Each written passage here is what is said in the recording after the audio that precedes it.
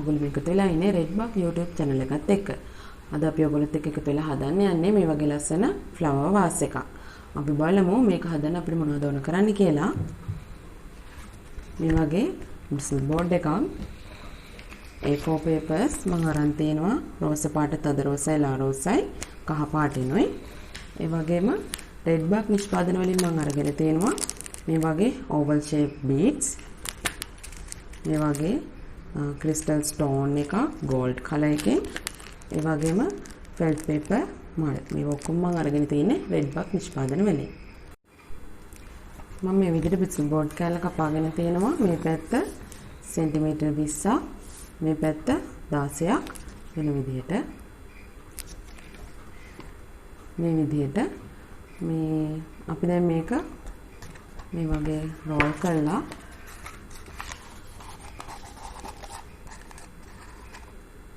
Stapler කරගමු.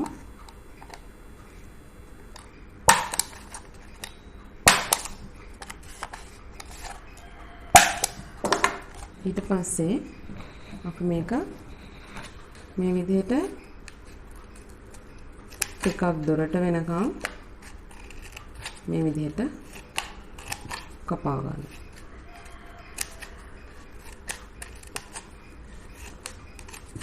මේ විදිහට වටේම කපාගෙන මේක පොඩ්ඩක් ඇතුළට මේ විදිහට නවා ගන්න.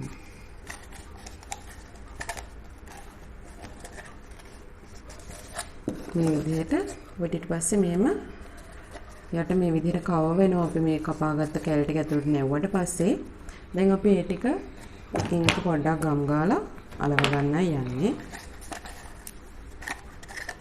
මේ විදිහට ගම් ඩොට්ස් තියලා එකින් එක මේ විදිහට අලව ගමු. ඊට පස්සේ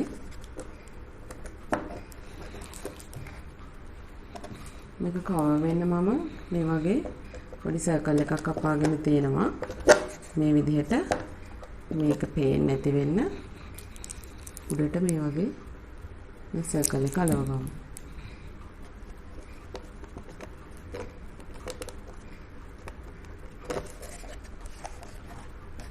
මේ විදිහට තමයි අපේ වාස් එකේ මැද කොටස හදාගත්තේ. දැන් අපි මේ මුළු කොටසම ලා රෝස පාට අපි ගත්ත A4 වලින් කවර් කරගන්නයි යන්නේ. මේ විදිහට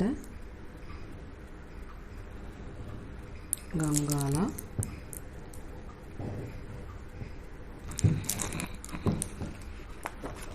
මේක කවර් කරගමු.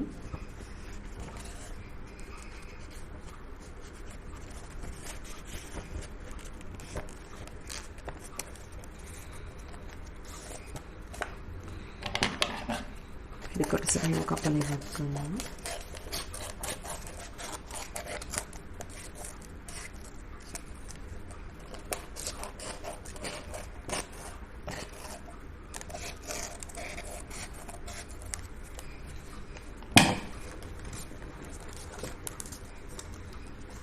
ඊට පස්සේ අපි මේ උඩ කොටසට මේ වගේම ආ පින්ක් කලර් එකේන මේ වගේ කොටසක් අලව ගමු.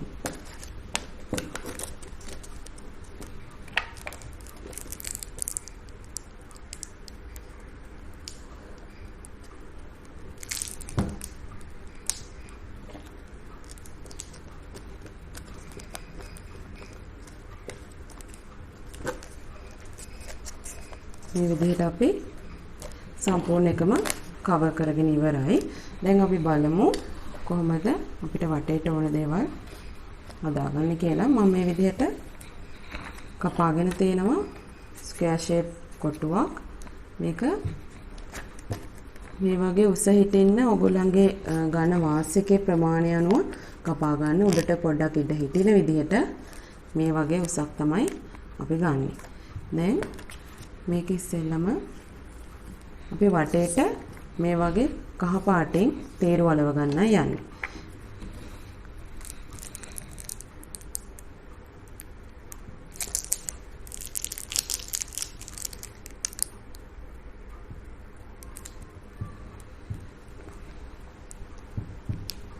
මේ විදිහට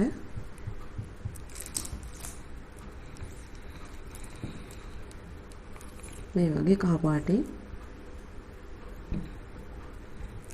අලව ගමු.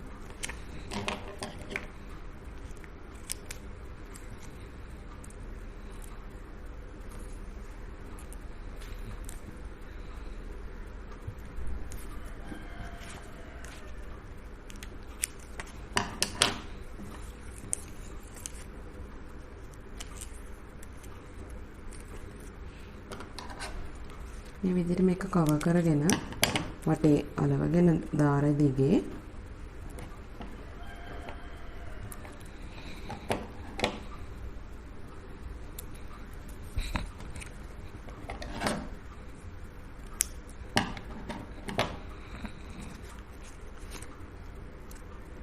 මේ විදිහට රවුන්ඩ් කරලා මෙන්න මේ විදිහට තමයි මේක අලව ගන්න ඕනේ. මෙතනින් ගම් ඩොට් එකක් තියලා මේ විදිහට අලව ගන්න. දැන් මම පෙන්නන්නම් මේකේ ස්ටෝන්ස් අලවලා අපි ලස්සන කරගන්නේ කොහොමද කියලා.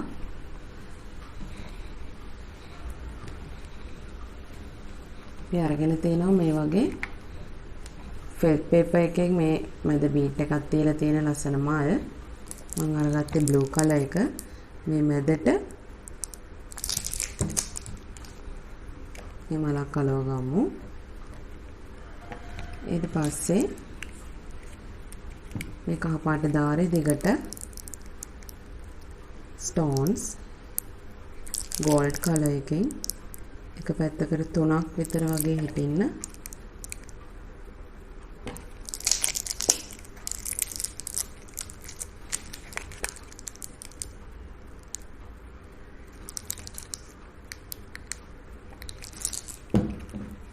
අලව ගන්න යන්නේ.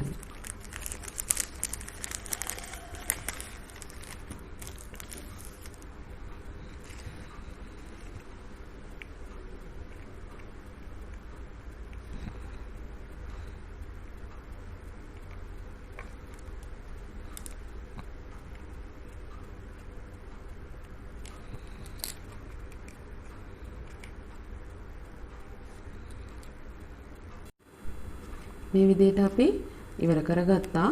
මේ වගේ ස්ටෝන්ස් අලවලා මලත් අලවලා මේ වගේ අපි ගත්ත වාස් එකේ ප්‍රමාණයට අපිට ඕන වෙනවා කොටස් 10ක් 10 pieces ඕන වෙනවා. ඊට පස්සේ අපි බලමු මේ මැද කොටස කොහොමද ඉවර කරගන්නේ කියලා. මම ගත්තා අපි මේකට අලවපු කහපාට තීරුවේ ප්‍රමාණයෙන්ම පොඩි තීරුවක්. අපි මේ වාස් එකේ උඩ කෙළවරට ඒක අලව ගමු.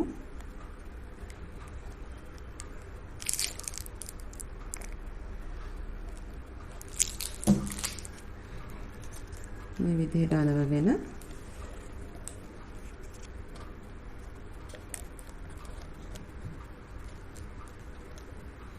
ඊට පස්සේ අපි මේක බීට්ස් අලවලා ලස්සන කරගන්න යන්නේ. මම ගත්තා මේ වගේ ඕවල් ෂේප් බීට් එකක් ටිකක් ලොකු සයිස් එකකින් මේ විදිහට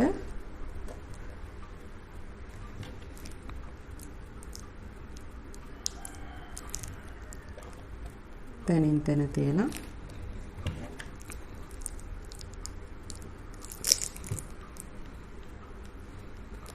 අලවගමු. ඒ වගේම මේ අතරට ගෝල්ඩ් කලර් එකෙන් අපි අලවගත්ත පොඩි බීඩ්ස් උත් අලවගමු.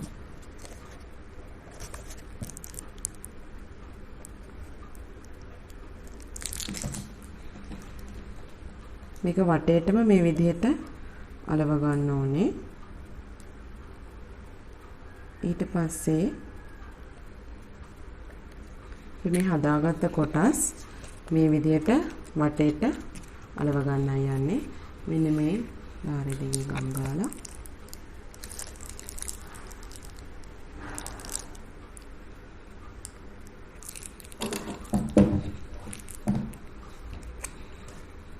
මේ විදිහට වටේටම අලව ගන්න ඕනේ. මේ තියෙන්නේ අපි ඉවර කරගත්ත වාස් එක මේ විදිහට මේ ටික ඔක්කොම වටේට අලවගෙන උඩට ලස්සන බීට්ස් අලවලා අපි මේක ඉවර කරගෙන තියෙනවා. අපි මේ හදාගත්තේ මේ වගේ ලස්සන වාස් එකක්. මේ වගේ ලස්සන හෑන්ඩ් වර්ක් හදන්න ඕගොල්ලන්ට ඉගෙන ගන්න පුළුවන්. අපිත් එක්ක දිගටම එකතු වෙලා හිටියොත් අපේ වීඩියෝස් බලලා ලයික් කරලා කමෙන්ට් කරලා ෂෙයා කරන්න. ඒ වගේම සබ්ස්ක්‍රයිබ් කරලා තියාගත්තොත් මේ වගේ ලස්සන වීඩියෝස් ඔයගොල්ලන්ට හැමදාම බලන්න පුළුවන්.